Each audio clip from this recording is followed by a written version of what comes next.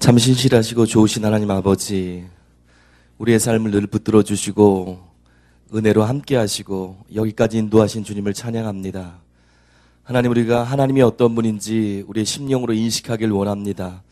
사람이 아니고 세상이 아니고 하나님이 우리와 함께 하시는 우리의 심판자가 되시고 우리의 왕이 되심을 인식하게 되길 원합니다. 하나님, 그 안에서 하나님과 동행하는 법을 배우길 원하며 하나님이 기뻐하시는 뜻을 이 땅에 통로가 돼서 선포하는 그런 삶 되게 하여 주시옵소서. 오늘도 우리가 성령님 안에서 주님을 더 알길 원합니다. 지혜와 계시형 성령님, 우리의 영의 눈을 밝혀주시고 귀를 열어주시고 깨닫는 마음을 증가하게 하여 주셔서 나를 향한, 우리를 향한 하나님의 뜻이 무엇인지 명확히 발견할 수 있도록 함께하여 주시옵소서. 주님을 의지합니다. 예수님의 이름으로 기도합니다. 아멘. 마태복음 주의 설교 말씀을 계속 나누고 있는데요. 여러분, 올해가 한 주밖에 남지 않았습니다. 그렇죠? 우리 다음 주 수요일이 12월 31일입니다. 다음 주에도 수요 예배가 있습니다. 그래서 시간 되시는 분은 교회로 오셔서 말씀 듣기 전에 우리 스크린에 띄워 있는 것처럼 나라와 민족을 위해서 기도해 주시고요. 또 한 해 동안 하나님께서 은혜로 함께 하셨는데 그 은혜에 감사하는 기도를 하나님께 드리시고 또 한 해의 마지막을 말씀 안에서 잘 마무리하시길 바랍니다. 저희가 마태복음 5장에서 7장까지 산상설교 말씀을 계속 공부하고 있는데요. 여러분, 산상설교 주제가 뭐라고 그랬죠?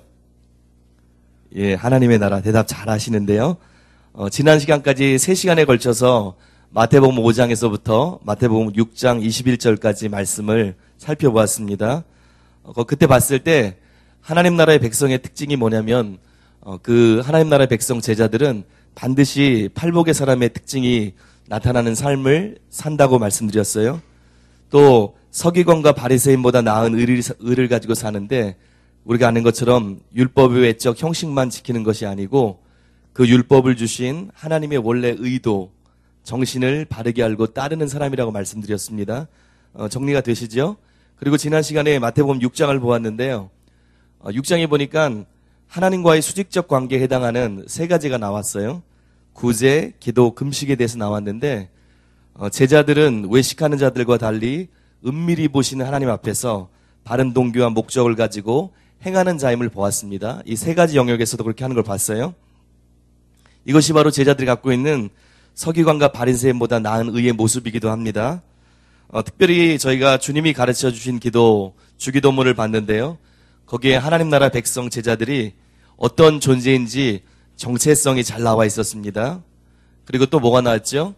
제자들은 기도하는데 기도에 있어서도 자기의 필요나 자기의 그런 개인적인 것들을 먼저 구하는 것이 아니라 하나님의 통치가 이루어지도록 하나님의 나라와 그 의를 구하는 기도를 먼저 하는 자, 하나님을 아버지로, 하늘에 계신 아버지로 모시고 그 관계 안에서 그렇게 먼저 기도하는 자라고 저희가 알아봤습니다. 그리고 그 통치 안에서 하나님을 자신의 공급자로 삼고 하나님의 뜻대로 용서하는 삶을 살겠다고 결심하면서 또 유혹과 악한 자들로부터 항상 하나님의 보호를 구하면서 하나님을 의지하는 자라고 그렇게 말씀드렸습니다. 제 목소리가 좀 이상하시죠? 여러분, 감기 조심하세요. 감기결이 좀 있습니다. 볼 수 있는 게 무엇입니까? 하나님 나라 백성, 제자들의 삶이 다르다는 거예요. 그의 삶 가운데 모든 영역을 봤을 때 그 심령에서부터 서기관과 바리새인과 분명히 다른 그의 삶의 모든 영역에서 열매를 맺고 있는 것, 그것을 우리가 보았습니다. 산상수훈을 오늘 4번째 시간인데요. 제가 계속해서 묵상하면서 느꼈던 게 뭐냐면 성경적인 진리가 교회 안에서 외쳐지는 것이 얼마나 중요한가, 그것을 생각했습니다. 특별히 믿는 자와 믿지 않는 자의 경계가 많이 허물어지는, 차이가 별로 없는, 진짜 믿는 자가 아니겠죠, 물론. 그런 어둠과 혼돈의 시대를 여러분과 제가 살고 있어요. 그런데 이런 시대에 그들을 깨울 수 있고 그들을 하나님의 뜻 가운데 인도할 수 있는 유일한 길이 뭐냐면 진리를 선포하는 거예요. 바른 진리가 선포되는 겁니다. 그래서 여러분께서 담임 목사님을 통해서 계속해서 귀한 진짜 복음이 무엇인지가 계속 나아가고 있는데요. 담임 목사님을 위해서 기도해 주시고요. 또 큰믿음 교회를 통해서 외쳐지는, 또 다른 또 숨겨진 하나님의 많은 사람들을 통해서 외쳐지는 그 진리들이 더욱더 퍼질 수 있도록 여러분 기도해 주시기 바랍니다. 그리고 한 가지는 산상수훈 계속 배우면서 여러분과 저만이라도 우리부터지요, 사실은. 우리부터라도 누가 어떻게 살든 간에 상관없이 예수님 말씀하신 그 하나님의 뜻을 쫓아서 타협 없이 끝까지 사는, 그래서 하나님께서 기뻐하시는 그런 삶 되길 바랍니다. 지난주에 저희가 읽다가 멈춘 부분이 있어요. 그게 뭐냐면 마태복음 6장 19절에서 34절까지의 부분인데요. 여기는 어떤 것이 나와 있냐면 하나님 나라 백성의 물질에 대한 물질관이 나와 있습니다. 제자의 물질관이 나와 있는데요. 그래서 지난 시간에 저희가 시간이 많이 없어서 19절부터 20절까지만 봤습니다. 거기 보니까 제자의 물질관이 어땠습니까? 진정한 제자는 보물을 땅에 쌓아두는 사람이 아니라고 그랬어요. 하늘에 쌓는 사람, 즉 주님의 뜻을 따라 구제하고 청지기로서 하나님의 나라를 위해 사용하는 사람임을 보았습니다. 기억을 되살려 보세요. 또한 우리가 가장 귀하게 여기는 것이 우리의 마음을 지배하듯이 제자는 자신의 관심이 어디에 있다고요? 어떻게 하면 돈을 많이 벌까? 나를 위해 재물을 쌓아둘까? 거기에 있는 것이 아니고 진정한 주인 되신 하나님과 하나님 나라에 대한 것이 되어야 함을 지난 시간까지 봤습니다. 그래서 오늘은 여러분과 함께 계속해서 하나님 나라의 백성인 제자들의 물질관을 알아보려고 하는데요. 여러분께 부탁드립니다. 오늘도 이제 계속 산상수훈 설교가 계속될 거예요. 그런데 저게 저 말씀이구나. 그렇구나. 이렇게 끝나시면 안 돼요. 꼭 부탁드리는데 전 준비하면서도 이렇게 묵상하면서 준비하고 있거든요. 나한테 주님이 지금 진짜 하시는 거예요. 나의 삶에 이 말씀이 빛이 돼서 나의 삶을 점검하는 기준이 돼서 진짜 내 삶이 하나님 아버지의 뜻과 일치되고 있는지 아니면 어느 측면에서 그것이 벗어났는지 발견하고 또 그곳으로 돌이키게 되는 그런 일이 있게 되길 바랍니다. 말씀 보겠습니다. 6장 22절부터 24절 먼저 펴십시오. 마태복음 6장 22절에서 24절인데요.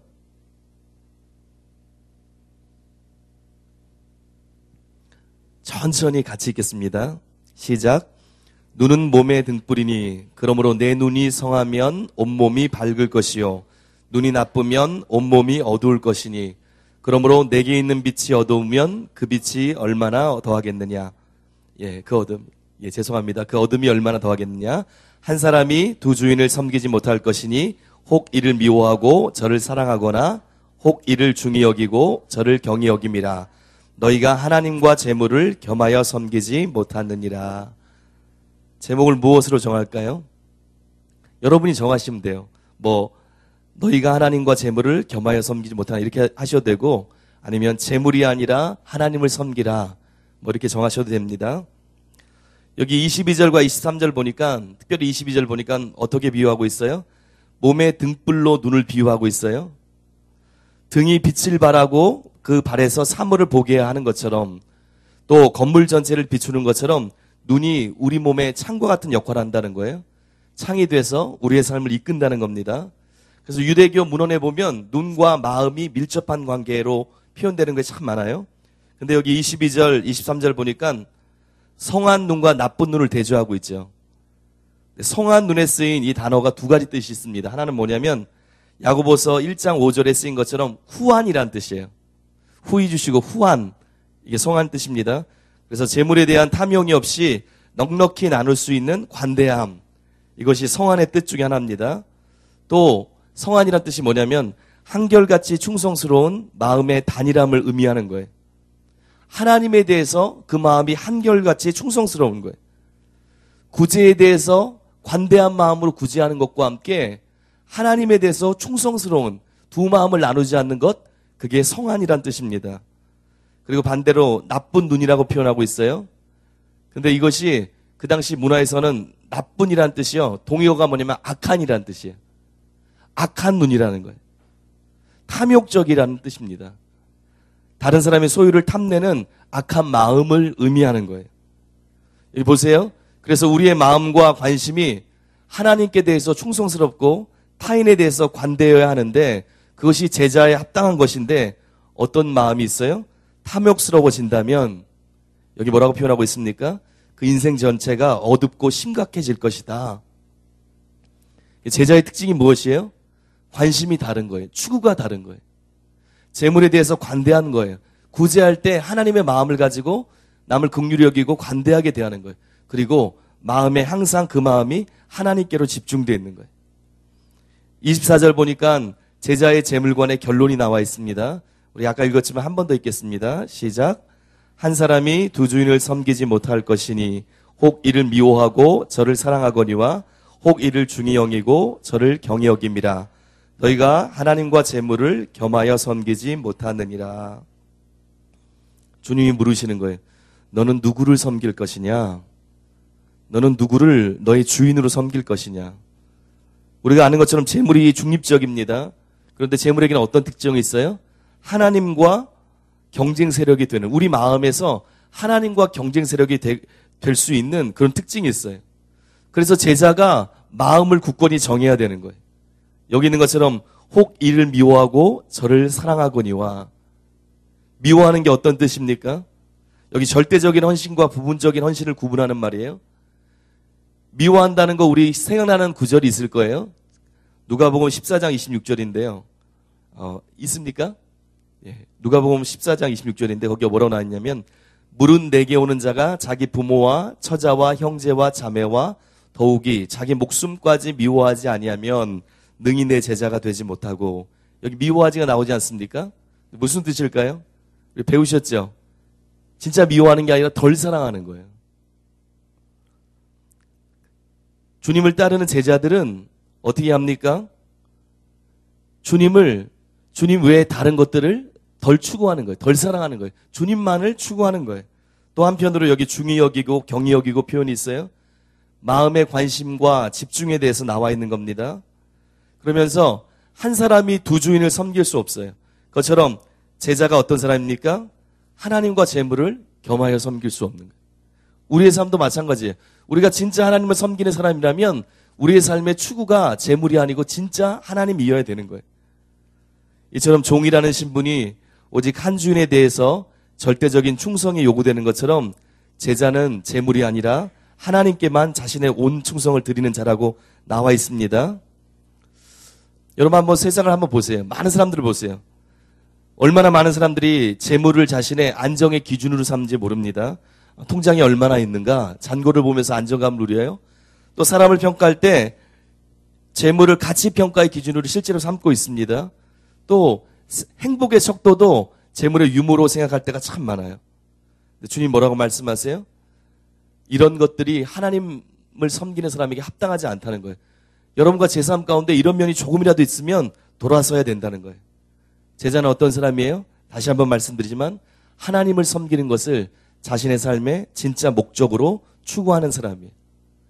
그리고 계속해서 예수님께서 하나님 나라의 백성된 제자들에게 재물에 관해서 말씀하면서 재물을 추구하는 것, 막 구하는 것, 그거에 대해서 말씀하면서 두 번째로 말씀하시는 그 종류가 있습니다. 그게 뭐냐면 염려에 대한 거예요.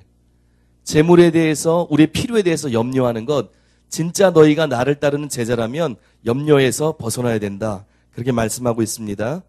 그것이 25절부터 34절인데요. 조금 긴데 여러분과 제가 천천히 한번 읽겠습니다. 시작. 그러므로 내가 너희에게 이르노니 목숨을 위하여 무엇을 먹을까, 무엇을 마실까, 몸을 위하여 무엇을 입을까 염려하지 말라. 목숨이 음식보다 중하지 아니하며 몸이 의복보다 중하지 아니하냐. 공중의 새를 보라. 심지도 않고 거두지도 않고 창고에 모아들이지도 아니하되 너희 하늘 아버지께서 기르시나니 너희는 이것들보다 귀하지 아니하냐. 너희 중에 누가 염려함으로 그 길을 한 자라도 더할 수 있겠느냐. 또 너희가 어찌 의복을 위하여 염려하느냐. 들의 백합화가 어떻게 자라는가 생각하여 보라. 수고도 아니하고 길쌈도 아니하느니라. 그러나 내가 너희에게 말하노니 솔로몬의 모든 영광으로도 입은 것이 이 꽃 하나만 같지 못하느니라. 오늘 있다가 내일 아궁이에 던져지는 들풀도 하나님이 이렇게 입히시거든 하물며 너희일까 보냐. 믿음이 작은 자들아. 그러므로 염려하여 이르기를 무엇을 먹을까, 무엇을 마실까, 무엇을 입을까 하지 말라. 이는 다 이방인들이 구하는 것이라. 너희 하늘 아버지께서 이 모든 것이 너희에게 있어야 할 줄을 아시느니라. 그런즉 너희는 먼저 그의 나라와 그의 의를 구하라. 그리하면 이 모든 것을 너희에게 더하시리라. 그러므로 내일 일을 위하여 염려하지 말라. 내일 일은 내일이 염려할 것이요 한날의 괴로움은 그날로 족하니라. 제목을 뭘로 정할까요? 뭐 여러 가지로 할 수 있을 것 같아요. 근데 염려하지 말고 그의 나라와 그의 일을 구하라. 저는 이렇게 정했습니다. 25절에 보니까 주님이 목숨을 위하여 무엇을 먹을까, 무엇을 마실까, 몸을 위하여 무엇을 입을까 염려하지 말라. 그리고 목숨이 음식보다 중하지 아니하며 몸이 의복보다 중하지 아니하냐 이렇게 말씀하셨어요. 수사학적인 질문을 사용하셨어요. 그래서 뭘 나타내냐면 인간의 존재 자체인 목숨과 몸이 음식과 의복보다, 물론 음식과 의복도 중요합니다. 그렇지만 목숨과 몸이 훨씬 중요한 것을 말씀하셨어요. 그러면서 하나님께서 훨씬 중요한 목숨과 몸을 주셨는데 어찌 덜 중요한 음식과 의복을 주시지 않겠느냐 말씀하시는 거예요. 그래서 염려하지 말라는 거예요. 무엇이 더 중요하냐? 목숨과 몸이지. 근데 하나님께서 그것을 주셨다. 그러면 그것을 채울 수 있는, 유지할 수 있는 음식과 의복도 주시지 않겠느냐. 그렇게 말씀하시는 거예요. 그러면서 그 이유를, 염려하지 말아야 되는 이유를 26절 이하에서 설명하고 있습니다. 26절 이하에 뭐라고 나와 있어요? 여기 공중의 새를 보라 심지도 않고 쭉 나옵니다. 거기 보면 심다 거두다 모아들이다 그런 표현이 있어요. 그렇죠? 새가 심지도 거두지도 모아들지도 않다고 했어요. 물질을 추구하는 인간이 일하는 모습이에요. 무엇을 얻기 위해서, 음식을 얻기 위해서 노동하는 모습이에요. 심고 거두고 모아들이는 거예요. 근데 뭐라고 말씀하시는 거예요? 그렇게 살지 않는 하찮아 보이는 공중의 새도 하나님께서 기르신다는 거예요. 그러므로 음식에 대한 염려를 하지 말라는 거예요. 그리고 27절에 보니까 또 다른 이유가 나와 있습니다. 27절 한번 읽겠습니다. 시작. 너희 중에 누가 염려함으로 그 키를 한 자라도 더할 수 있겠느냐. 여기 키라고 나와 있습니다. 여기 키라고 나와 있는 명사는 정확히 두 가지로 쓸 수 있어요. 키라고 써도 되고 수명이라고 써도 맞는 그런 단어예요. 또 여기 한 자라고 표현된 그 자에 해당하는 명사가 규빗아시죠? 여기까지의 규빗, 한 규빗, 두 규빗 하는 18인치 정도는 규빗이라고 해석해도 되고 시간이라고 해석해도 되는 동사예요. 그러니까 어떻게 해석할 수 있어요? 그 키를 한 자라도 더 할 수 있겠느냐 이렇게 표현할 수도 있고 다르게는 그 수명을 한 시간인들 아니면 조금인들 늘릴 수 있겠느냐 이렇게 표현한 거 여러분 보신 적 있으시죠? 이게 맞는 말입니다. 그런데 키라고 쓰인 단어가 주로 어디에 쓰이냐면 나이에 대한 의미로 쓰여요. 수명에 대한 거에 보통 쓰입니다. 그리고 여기 보면 또 이스라엘 사람 그 유대인들의 표현법이 있습니다. 히브리어 표현이 있는데 그 중에 하나가 뭐냐면 시간 개념을 공간으로 표시하는 거예요. 시간을 나타내는데 그런 표현들이 있습니다. 성경 다른 곳에도. 시간을 표시하는데 그것을 마치 공간이나 길이로 표시하는 그런 표현법이 있습니다. 제가 예를 하나 드릴게요. 시편 39편 5절인데요. 주께서 나의 날을 한 뼘 길이만큼 되게 하심에 뭐 뒤는 읽지 않고요. 나의 날을 한 뼘 길이만큼 되게 하시네. 어떤 시간의 개념을 공간의 개념으로 표시하는 것이 있어요. 우리도 그런 게 조금 있잖아요. 그래서 이 모든 것을 살펴봤을 때 이것을 키라고 개역 개정에는 표현하고 있지만 수명이라고 표현하는 것이 더 타당합니다. 그래서 어떻게 표현할 수 있어요? 염려함으로 사람의 생명을 조금이라도 연장시킬 수 있겠느냐? 그렇게 해석하는 게 더 맞습니다. 의미는 뭐 둘 다 해도 우리가 알아들을 수 있어요. 어떤 겁니까? 염려가 무익하다는 거예요. 너 염려하고 있지. 삶에 대해서 또 자녀에 대해서 또 가정의 많은 일에 대해서 염려하고 있지. 그거 아주 무익한 것이다. 그것을 설명하는 표현입니다. 또 염려의 무익함에 대해서 예수님께서 계속해서 설명하고 있어요. 그 중에 하나가 뭐냐면 28절에 30절에 나와 있는 들의 백합화를 들어서 염려하지 말아야 될 이유를 설명하고 있습니다. 28절에 39절을 한 번만 더 읽어보겠습니다. 시작. 또 너희가 어찌 의복을 위하여 염려하느냐. 들의 백합화가 어떻게 자라는가 생각하여 보라. 수고도 아니하고 길쌈도 아니하느니라. 그러나 내가 너희에게 말하노니 솔로몬의 모든 영광으로도 입은 것이 이 꽃 하나만 같이 못하였느니라. 오늘 있다가 내일 아궁이에 던져지는 들풀도 하나님이 이렇게 입히시거든 하물며 너희일까 보냐. 믿음이 거기까지요. 30절까지요. 예수님께서 염려하지 말라고 무엇을 들어서 표현합니까? 들의 꽃을 들어서 의복을 위해서, 이제 의복이에요. 음식이었다면 이제 의복이에요. 의복을 염려하지 말 것을 얘기합니다. 이 당시 유대인들에게 옷은 굉장히 중요한 거였어요. 우리에게도 중요하지만 우리는 풍부한 가운데 그래도 있잖아요. 상대적인 거지만 이 당시에는 의복이 특별히 중요했습니다. 근데 뭐라고 얘기해요? 의복을 위해 염려하는 것이 어리석은 거라고 말씀하고 있어요. 여기서 백합화를 들어서 표현하는데요. 백합화에 표현하는 그 단어가 백합화라는 뜻이 아니에요. 꽃이라는 그냥 그 명사입니다. 꽃에 대한 거예요. 근데 어떤 꽃인지 정확히 알 수 없습니다. 백합화로 썼지만 어떤 꽃인지는 알 수 없어요. 다만 짐작해 볼 수는 있어요. 오늘날에도 그 지역에 가면 한 10인치 절기 정도 줄기가 뻗은 붉은 자색빛의 아네모네가 많이 펴 있다고 그래요. 파란색의 붓꽃과 함께 갈릴리 바다 언덕에 야생으로 아네모네가 쫙 펴 있다는 거예요. 어떤 꽃인지 모르겠어요. 그렇지만 예수님께서 들꽃을 딱 보시면서 그 당시에 사람들이 쫙 이제 앉아서 듣고 있는데 시청각 교육같이 들꽃을 쫙 보여주시면서 지금 설명하고 있는 거예요. 저기 들꽃, 아름다운 들꽃이 있지 않느냐? 그것이 솔로몬의 모든 영광과 비교하면서 하나님께서 이런 들꽃도 입히시는데 또 30절에 보니까 들풀까지도 아궁이에 들어가는 들풀까지도 입으시는데 너희가 의복을 염려하고 있느냐? 하나님의 자녀된 너희가 하나님이 그런 분이신데 의복을 염려하고 있느냐? 그것은 어리석은 것이다. 이렇게 말씀하고 있어요. 그러면서 또 염려에 대해서 경고하시면서 염려를 이방인의 삶과 연결해서 설명하고 있습니다. 31절 32절인데요. 같이 읽겠습니다. 시작.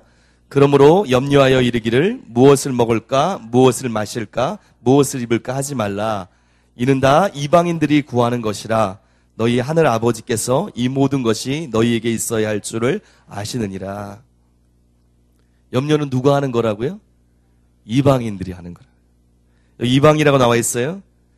이 마태복음 다른 곳에서는 민족들로 표현하고 있습니다. 28장 19절. 근데 여기서는 이방인이 맞아요. 비유대인을 뜻하는 겁니다. 물론.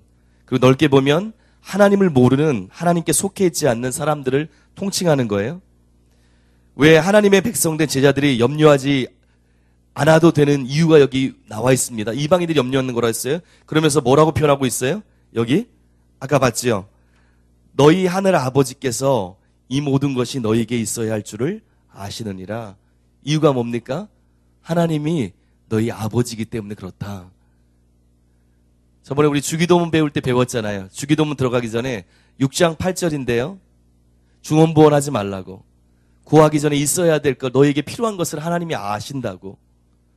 여기 보면 부자 관계로 설명하고 있어요. 염려하지 말아야 되는 결정적인 이유가 뭐냐면 우리가 하나님의 자녀이기 때문에 그렇습니다. 26절 한번 보실래요? 우리가 읽고 지나갔어요. 무심하게요. 26절 한번 보세요. 같이 읽겠습니다. 시작. 공중의 새를 보라. 심지도 않고 거두지도 않고 창고에 모아들이도 아니하되 너희 하늘 아버지께서 기르시나니. 여기 뭐라고 나와 있어요? 너희 하늘 아버지께서. 부자 관계라는 거예요. 제자가 어떤 존재입니까? 전능하신 하나님을 우리 지난주에 배웠던 것처럼 아버지로 모시고 사는 사람이에요. 그러므로 자신의 먹고 입는 것을 염려하면서 마음을 쏟는 자가 아니고 그렇게 살면 안 되고 어떻게 살아야 됩니까? 우리가 읽은 33절처럼 돼야 되는 거예요. 너희는 먼저 그의 나라와 그의 의를 구하라. 그리하면 이 모든 것을 너희에게 더하시리라. 주기도문의 핵심하고 똑같은 거예요. 제자의 삶의 핵심이 여기 있는 거예요. 하나님의 나라와 그의 의를 구하는 삶, 그것이 제자의 삶이에요. 그의 의가 무엇입니까? 예수님께서 산상수훈을 통해 말씀해 주신 하나님의 뜻대로 살아가는 삶이에요. 그 삶 가운데 그 정신까지도 지키는 삶이에요. 드러나는 거예요. 이것이 제자의 우선순위라는 거예요. 삶의 목적이라는 것입니다. 그리고 그럴 때 어떤 일이 있어요? 하나님께서 하늘 아버지로서 우리의 삶을 진짜 채워주시고 우리의 삶의 필요를 실제로 채워주시는 거예요. 여러분과 저의 삶이 이렇게 될 줄 믿습니다. 되어야 할 줄. 그리고 34절 보니까 그러므로 제자는 하나님께서 나의 삶을 돌보시는 것을 믿음으로 오늘 염려하지 않을 뿐만 아니라 내일에도 함께 하실 것을 믿기 때문에 내일에 대해서도 하나님께 맡기고 염려하지 않는 자예요. 34절 보니까 그러므로 내일 일을 위하여 염려하지 말라. 내일 일은 내일이 염려할 것이요 한날의 괴로움은 그날의 족하니라. 여기 번역이 제대로 됐어요. 옛날에 개역 한글에서는 내일 일은 내일 염려할 것이 이렇게 나와 있어요. 이게 수정한 거예요. 그러면 내일 일은 내일 염려하라는 거구나. 여기 주제가 무엇입니까? 염려하지 말라는 거잖아요. 그래서 하나님을 의지하기 때문에 오늘뿐만 아니라 내일도 염려하지 말고 오늘 그의 나라와 그의 의를 구하는 삶, 그것이 제자의 삶이다. 여러분, 염려를 어떻게 벗어날 수 있습니까? 염려를 벗어나는 방법이 있어요. 그게 뭐냐면 하나님이 누구신지 아시는 거예요. 아는 거예요. 그리고 그 안에서 내가 누군지를 아는 겁니다. 그리고 하나님의 나라와 그 일을 초점으로, 삶의 추구점으로 잡는 거예요. 다른 얘기로 하면 우리가 염려하는 이유 중에 하나는 단순히 우리에게 필요한 것이 없어서 어려움이 있어서 뿐만 아니라 진짜 이유 중에 하나는 내가 하나님의 나라와 그 일을 구하는 것을 나의 삶의 초점으로 삼지 않기 때문에 그렇습니다. 그러면서 34절 후반부에 이렇게 표현하고 있어요. 한날의 괴로움은 그날의 족하니라. 어려움이 있다는 거예요. 제자의 삶이 그냥 손 놓고 놀고 먹고 일어나는 삶이 아니라는 거예요. 하나님이 돌보기 때문에 아무 어려움이 없는 삶이 아니라는 거예요. 태평한 삶은 아닙니다. 어려움이 있어요. 실제적으로 그런 벽도 있을 수 있습니다. 그러나 하나님이 함께 하시기 때문에 주님 안에서 넉넉히 이기는 그것이 제자의 삶입니다. 저희가 19절부터 34절을 통해서 제자의 물질관을 봤습니다. 분명히 알 수 있는 것처럼 하나님을 섬기지 않는 사람들과 차이가 있는 거예요. 물질을 주인으로 섬기고 물질의 풍족함에 안정감을 누리는 자들, 일반 사람들입니다. 물질이 주인된 사람들, 자신이 주인된 사람들, 그 특징이 무엇입니까? 물질이 있을 때는 19절에 있는 것처럼 쌓아두기 위해서 몰두해요. 돈 벌 일이 조금 있거나 아니면 물질이 조금 생기면 그것을 지혜롭게 저축하고 이런 걸 뜻하는 게 아니고요. 저축하지 말라는 게 아니고 자기를 위해서 쌓아두기 위해서 몰두합니다.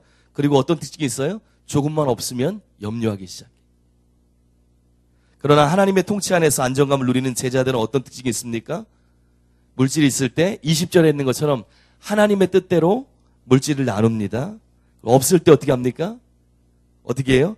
하나님께서 그 상황을 잘 아시기 때문에 믿고 신뢰하면서 나아가는 거예요. 그들의 관심이 세상의 물질이나 세상적인 것이 아니라 하나님의 나라와 의를 구하는 거예요. 그리고 신실하신 하나님을 신뢰하는 것입니다. 그럴 때 하나님께서 그들의 필요를 아시고 그들을 신실히 돌보시는 것입니다. 여러분 어떤 삶을 살고 계신지 모르겠어요. 여러분 염려하고 계십니까? 염려에서 벗어나야 되는 거예요. 하나님이 어떤 분인지 알고 그의 나라와 그의 일을 추구할 때, 주님을 신뢰할 때 염려에서 벗어나게 될 줄 믿습니다. 이제 우리 7장을 보겠습니다. 우리 7장 초반부가 1절에서 11절까지가 있는데요. 여기에 보면 태도에 대해서 나와 있어요. 산상수훈 5장, 6장 이제 지나고 7장인데요. 태도에 대해서 나와 있는데 제자가 가져야 될 태도가 두 가지 있습니다. 사람에 대해서, 상대방에 대한 태도가 있고요. 또 하나님에 대해서 갖춰야 될 태도가 있습니다. 제자가 어떤 태도를 가지고 살아야 되는지 저희가 보기 원하는데요. 먼저 1절부터 6절까지 여러분과 함께 천천히 읽겠습니다. 시작. 비판을 받지 아니하려거든 비판하지 말라. 너희가 비판하는 그 비판으로 너희가 비판을 받을 것이요. 너희가 헤아리는 그 헤아림으로 너희가 헤아림을 받을 것이니라. 어찌하여 형제의 눈 속에 있는 티를 보고 내 눈 속에 있는 들보를 깨닫지 못하느냐. 보라, 내 눈 속에 들보가 있는데 어찌하여 형제에게 말하기를 나로 내 눈 속에 있는 티를 빼게 하라 하겠느냐. 외식하는 자여, 먼저 내 눈 속에서 들보를 빼어라. 그 후에야 밝히 보고 형제의 눈 속에서 티를 빼리라. 거룩한 것을 개에게 주지 말며 너희 진주를 돼지 앞에 던지지 말라. 그들이 그것을 발로 밟고 돌이켜 너희를 찢어 상하게 할까 염려하라. 상대방에 대한 제자의 태도입니다. 제목을 저는 비판하지 말라 그렇게 쉽게 졌습니다. 제자들이 사람들과의 관계에서 주의할 점이 있는데 그게 뭐냐면 비판자가 되는 거예요. 비판하는 자리에 쓰는 거예요. 여러분 비판이란 단어가 있죠. 여러 가지 뜻이 있어요. 식별이나 평가도 누가복음 7장 43절에 보면 비판이라고 비판에 똑같은 말로 표현하고 있습니다. 그러나 그것보다는 사법적인 기소, 범죄의 선언, 그리고 한 사람의 운명에 대한 절대적인 결정, 성경 구절은 제가 말씀드리지 않겠습니다. 쭉 있습니다. 를 포함하는 상대에 대해서 자신이 재판장이 되어서 그 사람을 정죄하고 고소하고 심판하는 것을 의미하는 거예요. 믿는 자들이 이렇게 살 수 있다는 거예요. 그런데 제자들에게 주님 분명히 말씀하시는 거예요. 이것을 하지 않도록 주의하라는 거예요. 왜냐하면 1절, 2절 보면 진정한 심판자가 있기 때문에 그렇습니다. 1절에 뭐라고 나와 있어요? 처음에 비판을 받지 아니하려거든 이렇게 나와 있습니다. 수동태로 돼 있어요. 받는 거예요. 근데 이것을 헬라어에는 그 수동태의 특징 중에 하나가 있어요. 특별한 용법이 있습니다. 그게 뭐냐면 성경에 많이 나와 있어요. 신적 수동태라고 있어요. 행위의 주체가 나 아니면 너 다른 사람이 아니고 하나님이라는 거예요. 지금 누구에게 비판을 받지 아니하려거든 그렇게 얘기하는 겁니까? 하나님께 비판을 받지 아니하려거든 이렇게 말씀하고 있는 거예요. 마지막 심판 때를 연상케 하는데요. 오직 하나님만이 절대적으로 판단하실 수 있는 심판주임을 나타내고 있습니다. 그리고 2절 보니까 너희가 비판하는 그 비판으로 너희가 비판을 받을 것이요 이렇게 나와 있어요. 여러분과 제가 심판석에 갔을 때 어떤 일이 있습니까? 하나님이 동일한 기준으로 심판하실 거라는 거예요. 우리가 하나님의 기준이 동일하다는 걸 말씀하고 있어요. 하나님의 심판의 원리가 공정함을 말씀하고 있습니다. 야고보서 4장 12절 보니까 입법자와 재판관은 오직 한 분이시니 능히 구원하시기도 하시며 멸하기도 하시니라. 너는 누구에게 이웃을 판단하느냐? 하나님이 재판관이라는 거예요. 누구도 예외 없이 하나님의 재판석에 설 거라는 거예요. 조심하라는 거예요. 함부로 정죄하거나 비판하지 말라는 거예요. 3절 4절에 보니까 비판한 자의 실상이 나와 있습니다. 자신은 똑바로 보고 비판한다고 생각해요. 나는 뭔가 알기 때문에 그렇게 한다고 생각합니다. 그런데 실상 형제들 가운데서 조심하라는 거예요. 우리 3절 4절 한 번만 더 읽겠습니다. 시작. 어찌하여 형제의 눈 속에 있는 티는 보고 내 눈 속에 있는 들보는 깨닫지 못하느냐. 보라, 내 눈 속에 들보가 있는데 어찌하여 형제에게 말하기를 나로 내 눈 속에 있는 티를 빼게 하려 하겠느냐. 여러분, 예수님의 직업이 무엇이었죠? 목수셨어요, 그전에요. 그래서 예수님께서 목수일에 빗대어서 비판하는 자의 어리석음을 설명하고 있는 것 같습니다. 뭐라고 말씀해요? 지금 형제에 대해서 비판하는 자의 눈 속에 뭐가 있다고요? 이만한 들보가 있다는 거예요. 들보가 있는데 스스로 모르고 있는 거예요. 그런 상태에서 형제의 눈 속에 있는 티를 보고 지금 빼기 원하는 거예요. 자신에게서는 관대하고 타인에 대해서는 다른 잣대로 평가하고 있는 거예요. 이게 우리들이 하는 실수 중에 하나 아닙니까? 내 자신을 모르는 거예요. 내 자신이 하나님께 어떤 긍휼과 용서를 받았는지를 모르는 거예요. 하나님이 나에 대해서 어떠한 사랑과 긍휼과 자비로서 여기까지 인도했는가 그것을 모르는 거예요. 그리고 나의 실제 모습을 모르는 거예요.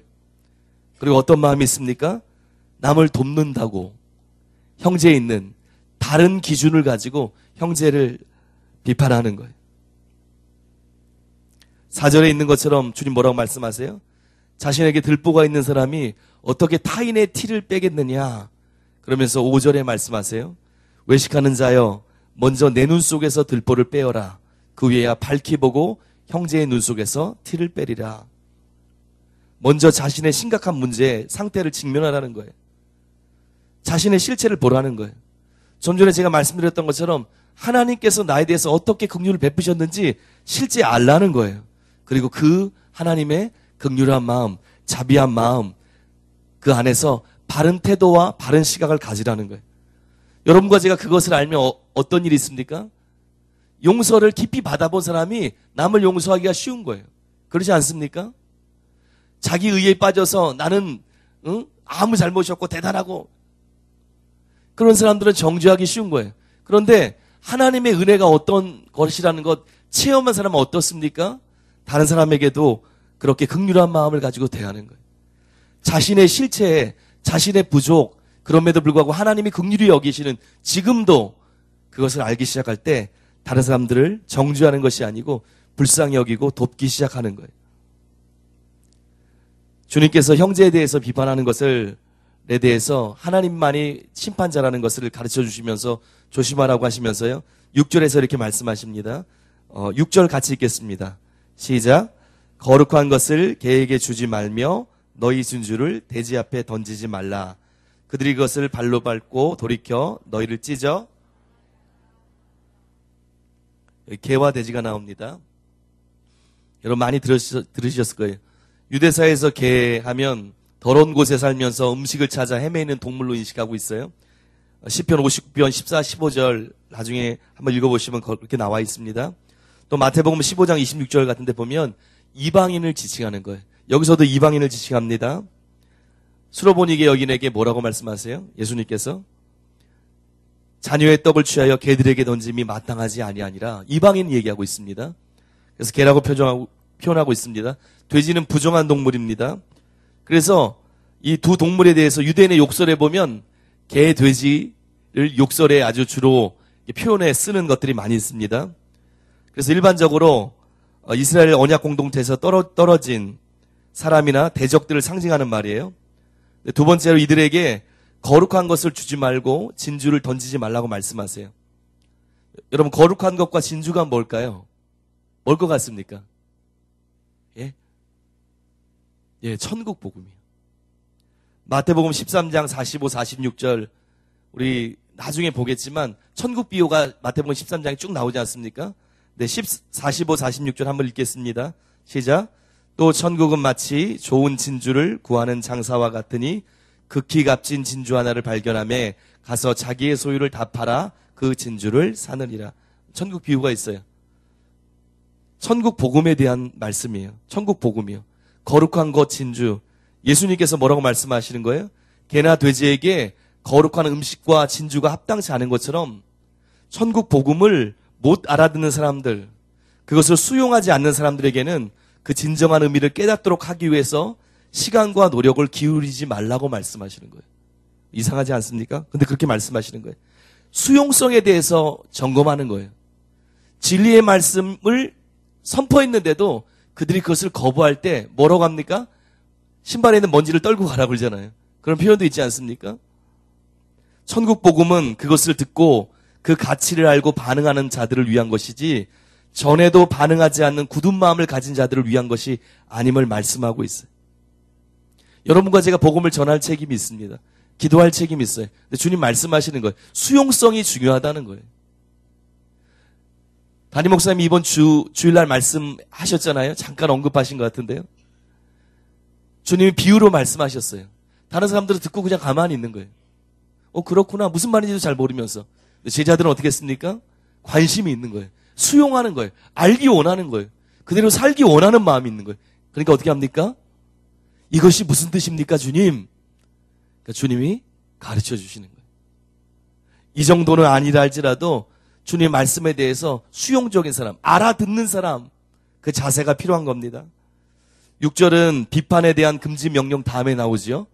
그래서 그 금지한 게 비판하지 말라는 게 무조건 다른 사람에 대해서 나는 정확히 가치 판단을 하지 말라는 게 아니에요. 건전한 판단력이 있습니다. 건전한 가치 판단이 있습니다. 그런데 그게 아니라 내가 하나님의 위치에서 그냥 정죄하기 위해서 심판자가 돼서 그것을 하지 말라는 것입니다. 하나님의 자녀된 하나님 나라의 백성된 제자들이 사람에 대해서 형제들에 대해서 가져야 될 그런 자세가 나와 있는 거예요. 두 번째는 하나님에 대한 태도가 나와 있습니다. 7절부터 11절인데요. 우리가 잘 아는 구절인데요. 한번 7절부터 11절까지 같이 천천히 읽겠습니다. 시작. 구하라 그리하면 너희에게 주실 것이요 찾으라 그리하면 찾아낼 것이요 문을 두드리라 그리하면 너희에게 열릴 것이니 구하는 이마다 받을 것이요 찾는 이는 찾아낼 것이요 두드리는 이에게는 열릴 것이니라. 너희 중에 누가 아들이 떡을 달라 하는데 돌을 주며 생선을 달라 하는데 뱀을 줄 사람이 있겠느냐. 너희가 악한 자라도 좋은 것으로 자식에게 줄 알거든 하물며 하늘에 계신 너희 아버지께서 구하는 자에게 좋은 것으로 주시지 않겠느냐. 여기까지입니다. 제목을 여러분이 정하세요. 구하고 찾고 두드리라 그래도 되고 하나님을 신뢰해라 이래도 괜찮습니다. 여기 7절 8절에 보니까 지속적인 기도의 필요성을 강조하는 세 단어가 있어요. 그 강도가 점점 더해가는 표현입니다. 구하고 찾고 문을 두드리라고 나와 있어요. 명령형으로 돼 있어요. 시제가 현재예요. 이게 무슨 뜻이냐면 제자들에게 하나님께 나와서 지속적으로 간절히 구하라는 거예요. 한번 옛날에 구했다고 끝나는 것이 아니고 하나님이 어떤 분인지 알고 지금 지속적으로 기도하라는 거예요. 무엇을 구하라는 걸까요? 여러 가지가 있을 수 있어요. 근데 제자에게 주어진 이 명령은 이미 우리가 보았던 것처럼 자신의 필요뿐만 아니라 하나님 나라와 그 의를 구하는 것일 것입니다. 또한 9절에서 11절 보니까 하나님께 나아갈 때 어떤 태도로 나가야 하는지를 잘 보여주고 있어요. 유명한 예화죠. 어떤 말입니까? 육신의 악한 부모도 자식의 필요에 반응합니다. 그런데 하물며 하늘에 계신 아버지께서 구하는 자에게 좋은 것을 주시지 않겠느냐 말씀하시는 거예요. 그러면서 하나님께 대한 신뢰를 가지고 기도하고 하나님 나라를 추구하며 살아가는 것이 제자의 진짜 바른 태도이다라고 말씀하고 있습니다. 제자는 어떤 사람이에요? 하나님이 어떤 사람인지 어떤 분인지 아는 거예요. 그리고 그분을 하늘 아버지로 믿고 신뢰하면서 주님께 꾸준히 하나님의 뜻을 이루기 위해서 나아가는 겁니다. 여기 11절 보니까 좋은 것이 나와 있어요. 누가복음을 읽은 분들은 이 좋은 것이 누가복음에 어떻게 표현해 있는지 아실 겁니다. 누가복음 11장 13절에 어떻게 나와 있어요? 병행꾼인데요. 우리 한번 같이 읽겠습니다. 시작. 너희가 악할지라도 좋은 것을 자신에게 줄 줄 알거든 하물며 성령을 주시지 않겠느냐 하시니라. 누가복음에 뭐라고 나와 있어요? 성령이라고 나와 있어요. 물론 여기서도 성령이라고 볼 수도 있어요. 그렇지만 9절, 10절 전체적인 맥락을 볼 때 제자들이 필요로 하는 모든 것, 필요를 포함하는 거예요. 하나님께서 공급하시는 모든 것을 말하고 있습니다. 여기서 좋은 것, 그리고 또 좋은 것 자체보다 당신의 백성들에게 필요한 것을 풍성히 베풀어 주시는 하나님의 신실성을 강조하고 있어요. 좋은 것을 받을 것이다 이게 아니라 하나님은 그런 신실하신 분이시다. 제자들이 하나님께 어떤 태도를 가져야 된다고요? 제자는 어떠한 상황 속에서도 하나님을 신뢰하고 그 속에서 하나님의 뜻을 추구하며 나아가는 자임을 말씀해주고 있는 거예요. 여러분 하나님에 대해서 어떻게 인식하고 계세요? 여러분에게 하나님은 어떤 분이십니까? 하나님이 우리의 아버지시고요. 우리의 필요를 아십니다. 그리고 우리의 기도를 들으시는 분이세요. 우리가 우리 자신을 위해서 기도할 때, 가정을 위해 기도할 때, 나라와 민족을 위해서 기도할 때, 교회를 위해 기도할 때 그것이 땅에 떨어지는 것이 아니고 하나님께서 듣고 계세요. 그리고 결국 그 신실하신 하나님께서 역사하십니다. 이것이 제자가 하나님에 대해서 취해야 될 바른 태도인 것입니다. 그리고 12절 말씀이 있어요. 유명한 말씀인데요. 여러분과 제가 함께 읽겠습니다. 12절입니다. 시작.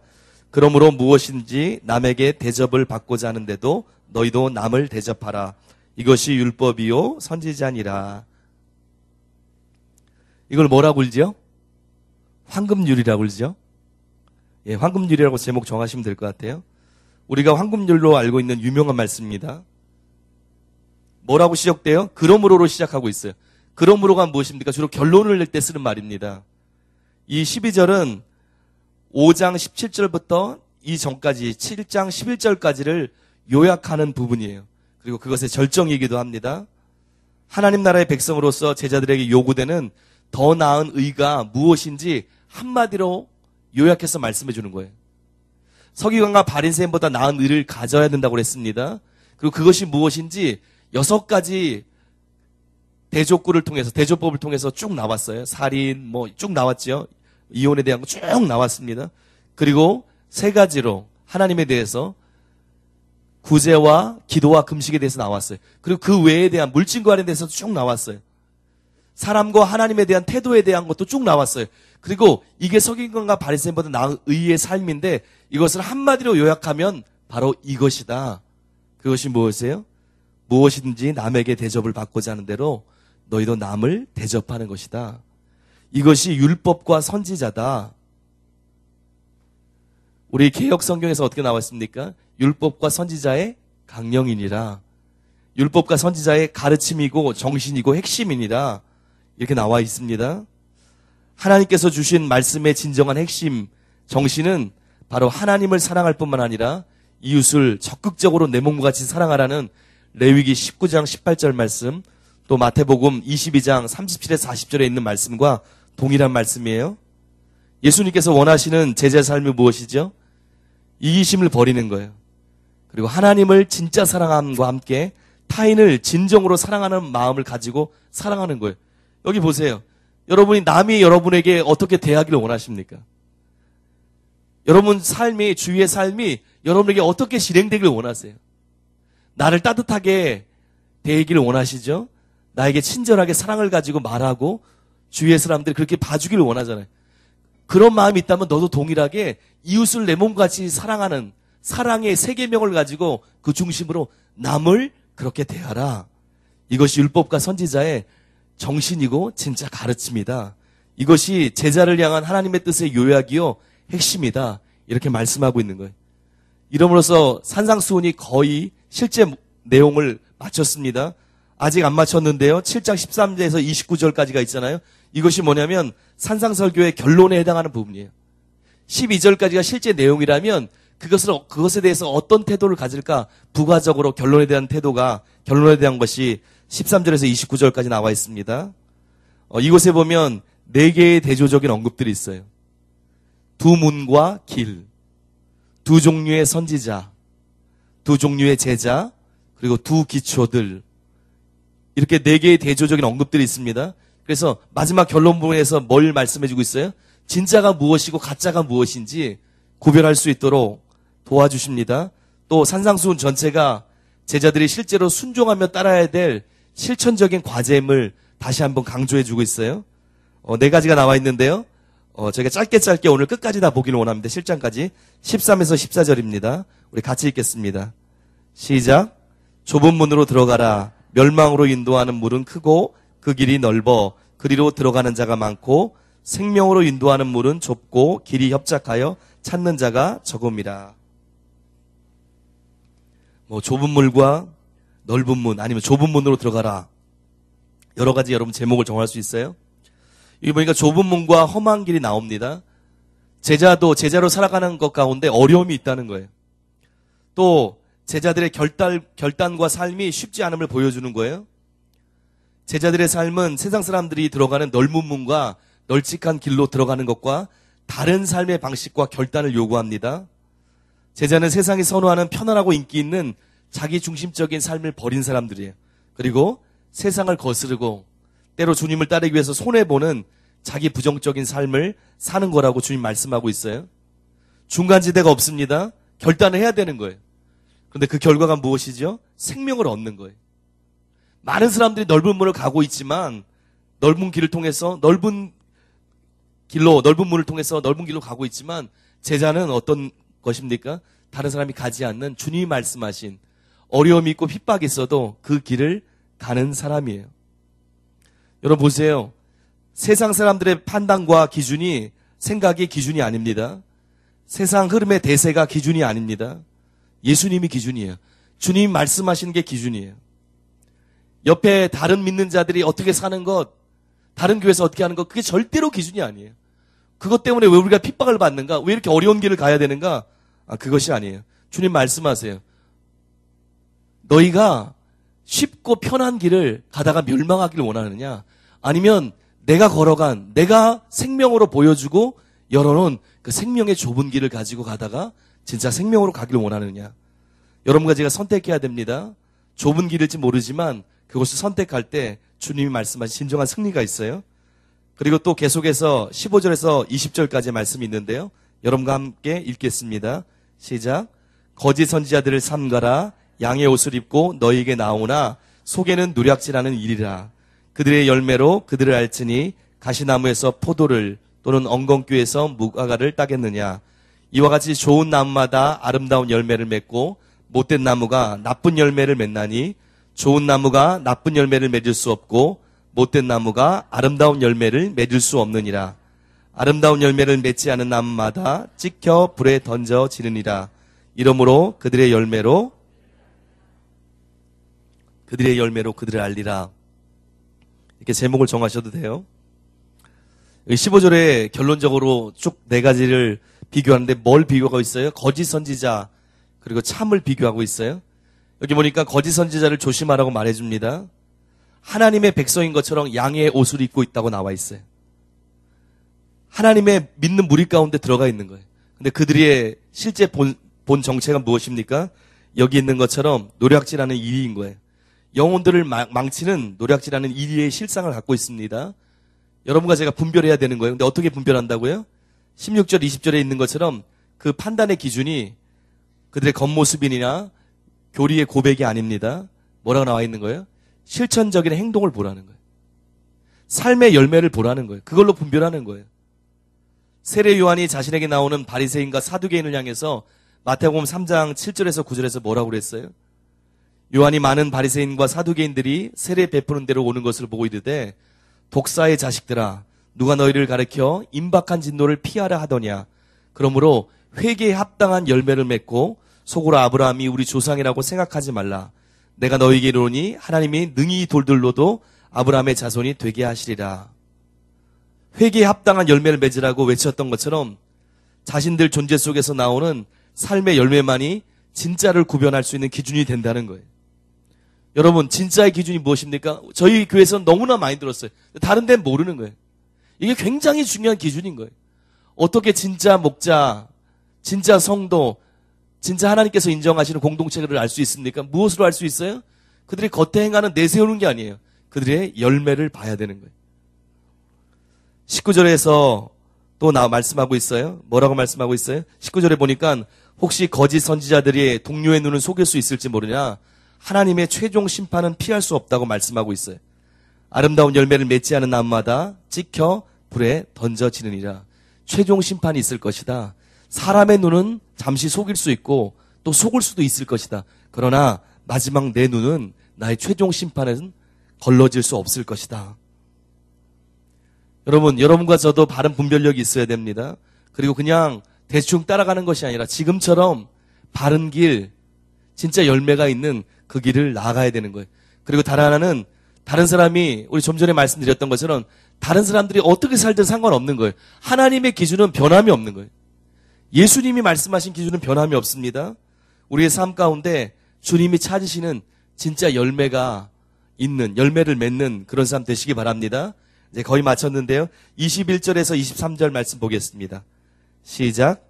나더러 주여 주여 하는 자마다 다 천국에 들어갈 것이 아니요 다만 하늘에 계신 내 아버지의 뜻대로 행하는 자라야 들어가리라. 그날에 많은 사람이 나더러 이르되 주여 주여 우리가 주의 이름으로 선지자 노릇하며 주의 이름으로 귀신을 쫓아내며 주의 이름으로 많은 권능을 행하지 아니하였나이까 하리니 그때 내가 그들에게 밝히 말하되 내가 너희를 도무지 알지 못하니 불법을 행하는 자들아 내게서 떠나가라. 여러분 제목을 정하시고요. 다만 하늘에 계신 내 아버지의 뜻대로 행하는 자라 들어가리라. 이렇게 정하셔도 되고요. 여기 15절에서 20절에 거짓 선지자가 노략질하는 이와 같이 잘못된 의도를 가지고 믿는 자들의 무리에 들어가 있다고 나와 있어요. 근데 여기 21절과 22절에 보면 어떻게 있습니까? 좀 다른 거예요. 이들은 예수님을 주님으로 고백하는 이들이에요. 그리고 자신의 진정성을 입증하기에 충분한 다양한 종교적인 활동을 하는 자들입니다. 근데 그리고 또 이들은 자신의 문제를 몰라요. 거짓 선지자들이 의도를 가지고 들어갔다면 이들은 자기가 진짜인 줄 알고 있어요. 언제까지 모릅니까? 하나님 마지막 심판 때까지 모르는 거예요. 그리고 종교적인 활동을 다 하고 있습니다. 예수님에 대해서 주님이라고 부르고 있어요. 그러다가 자신의 실상을 심판 때 듣습니다. 예수님이 뭐라고 말씀하세요? 오직 하나님 아버지의 뜻대로 행하는 자만이 천국에 들어갈 수 있음을 명백히 말씀하세요. 21절에 자마다 해당하는 파스라고 그래요. 쉬우니까 뭐뭐마다 모든 사람이라는 뜻이에요. 여기 뭐라고 나와 있어요? 지도자에 해당하는 말이 아니에요. 믿는 모든 사람에게 해당되는 표현이라는 거예요. 주님의 기준이라는 겁니다. 하나님의 나라는 겉으로 있는 행동이 아니라 그 중심을 보세요. 즉 자신을 위해서 그렇게 살고 있는지, 그리고 자신이 기준인지, 아니면 하나님 중심에 살고 있는지, 하나님의 뜻을 따라 살고 있는지, 그 뜻에 맞게 살아가고 있는지 주님이 그 땅에서, 그 나라에서 판결하실 겁니다. 이것이 하나님의 나라에 들어가는 데 필요한 더 나은 의가 될 수 있고, 이렇게 살 때, 그렇지 않을 때 불법이 될 수도 있는 거예요. 여러분과 제가 어떤 삶을 사는지 너무나 중요한 말이죠. 저희 교회에서 수도 없이 들었기 때문에 더 이상 설명하지 않고 넘어가겠습니다. 24절에서 27절까지 네 가지 비교 중에 마지막 두 건축자 비유인데요. 네 번째 해당하는 부분입니다. 여러분과 제가 24절에서 27절까지 읽겠습니다. 시작. 그러므로 누구든지 나의 이 말을 듣고 행하는 자는 그 집을 반석 위에 지은 지혜로운 사람 같으리니 비가 내리고 창수가 나고 바람이 불어 그 집에 부딪히되 무너지지 아니하니 이는 주초를 반석 위에 놓은 까닭이요 나의 이 말을 듣고 행하지 아니하는 자는 그 집을 모래 위에 지은 어리석은 사람 같으리니 비가 내리고 창수가 나고 바람이 불어 그 집에 부딪힘에 무너져 그 무너짐이 심하니라. 두 건축자 전에 이렇게 썼는데요. 이 부분이 산상설교 결론 부분의 마지막 부분이에요. 산상설교를 하신 예수님의 의도와 목적이 여기에 잘 나와 있습니다. 여기 보세요. 두 사람 다 예수님의 말씀을 듣는 자로 묘사하고 있어요. 듣고 있어요. 근데 그 차이가 어디에 있습니까? 우리가 알듯이 듣고만 있느냐 아니면 실제 삶에서 듣고 행하고 있느냐 거기에 따라서 완전히 그 운명이 달라진다는 거예요. 여러분 예수님께서 말씀을 전한 여기 이 배경이 되는 그런 배경이 있습니다. 예수님께서 말씀을 전하시는 갈릴리 근처에 보면 갈릴리 호수라고도 하고 바다라고도 하잖아요. 거기서 바다에서 밀려온 충족된 모래가 있다는 거예요. 그리고 중동지방 기후기 때문에 여름 되면 어떻게 됩니까? 쌓인 모래가 물기가 없어지면서 단단해지는 거예요. 겉으로 보면 아주 튼튼한 바위처럼 단단한 거예요. 어리석은 사람은 어디에 집을 짓습니까? 아이고 무슨 반석 찾기도 힘든데 반석을 찾느냐. 그리고 겉으로 나와 있기도 하지만 대부분 어디에 있어요? 그 모래 속에 들어가 있는 거예요. 굉장히 깊이 파야 나오는 거예요. 어떤 생각을 합니까? 여기 단단하니까 그냥 여기다 짓자. 근데 지혜로운 사람은 어떻게 합니까? 짚으면 모래 밑을 파는 거예요. 깊이 파는 거예요. 언제까지요? 바위가 나올 때까지. 주춧돌이 될 만한 바위가 나올 때까지를 계속 파는 거예요. 그리고 시간이 지납니다. 집을 지어요. 겨울에 이스라엘은 겨울이 우기잖아요. 이제 겨울 때가 되면 비가 내리기 시작합니다. 그러면 어떤 일이 있어요? 바람이 불고 여기 요단강이 강둑이 툭툭 넘쳐 터지기 시작해요. 요단강의 물이 달라지기 시작해요. 그리고 그곳에서 없던 물이 생기기 시작하고 물로 쓸려가기 시작해요. 그럼 어떻게 됩니까? 모래 위에 모래가 무너지기 시작하는 거예요. 그리고 이뿐만 아니라 여기 나온 것처럼 비가 내리고 창수가 나고 바람이 불어. 겨울비가 아니라도 와디라고 들어보셨을 거예요. 국지성 소나기라고 하나요? 우리나라 말로 모르겠어요. 와디라고 저도 어렸을 때 배운 게 나오는데요. 우기가 아닌데 갑자기 비가 막 내리는 거예요.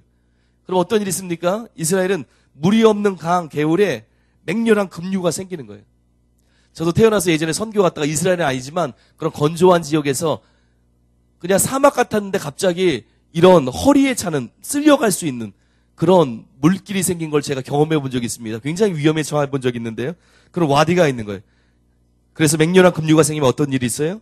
충족된 모래 표면에 세운 집이 무너지기 시작하는 거예요.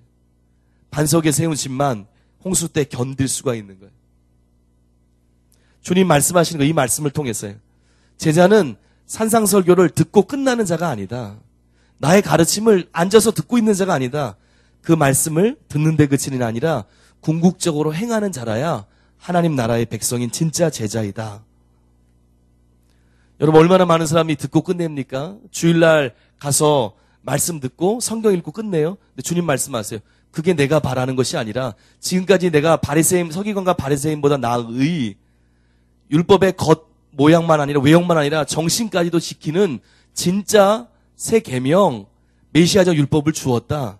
그러면 너희는 그것을 실제로 너희 삶을 붙들고 끝까지 그것을 지키고 행해야 된다. 그때만이 그것이 지혜로운 것이다. 그것이 평소 때는 모를 수 있다. 그렇지만 바람이 불고 창수가 있고 심판대에 갔을 때는 그것이 명확하게 드러날 것이다. 결론 짓고 계세요. 그리고 28절, 29절이 마지막에 있습니다. 여러분 마지막으로 함께 읽겠습니다. 시작. 예수께서 이 말씀을 마치심에 무리들이 그의 가르침에 놀라니 이는 그 가르치는 것이 권위 있는 자와 같고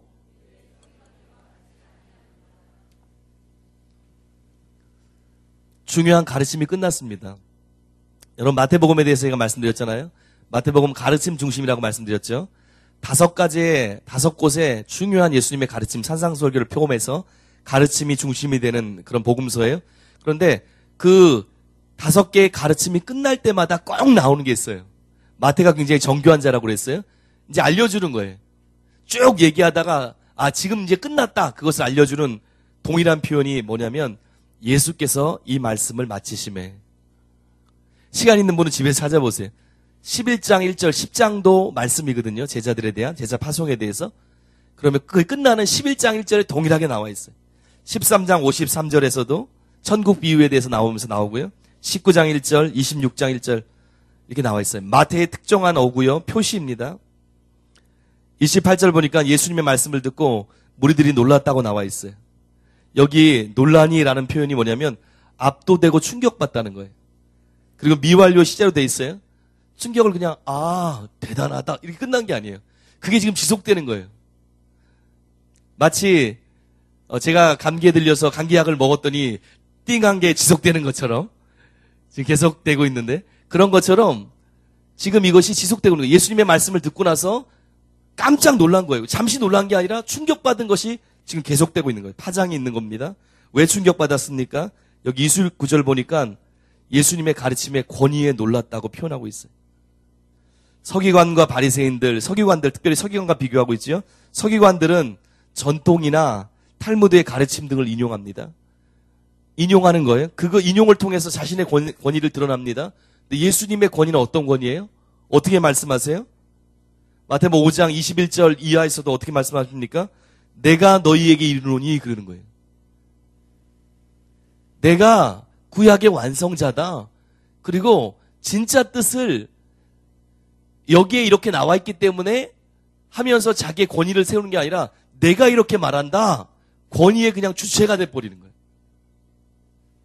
그 가르침 속에서 본질적인 권위를 갖고 계십니다.